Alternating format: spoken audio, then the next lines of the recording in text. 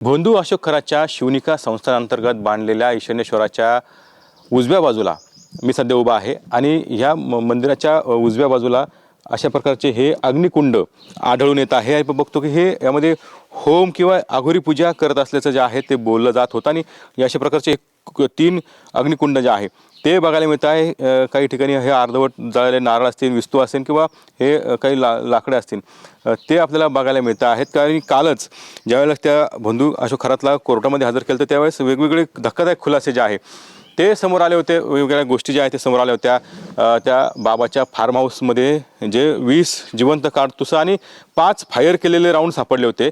त्यानंतर वेगवेगळ्या शंका ज्या आहे त्या उपस्थित करण्यात आल्या होत्या की या बाबाने काही हरणाच्या कस्तुरी मिळवण्यासाठी काही हत्या केली, हरणाच्या काही हत्या केली आहे का किंवा नरबळीसारखे काही प्रकार केलेले आहे का, अशा शंका ज्या आहे त्या उपस्थित करण्यात आलेल्या आहे। आणि त्यानंतर आता हे अग्निकुंड देखील या परिसरामध्ये आपल्याला बघायला मिळत आहेत। वेगवेगळ्या आघोरी पूजा जो आहे तो हा बाबा करत होता आणि वेगवेगळे धार्मिक विधी जे आहे ते या मंदिरामध्ये करत असल्याचं तो बोलत होता।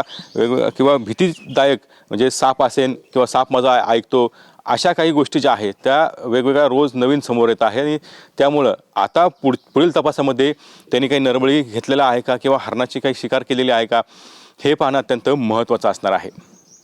कॅमेरामन अमित ताडेसह कुणाल जायकर, TV9 मराठी, मिरगाव, सिन्नर।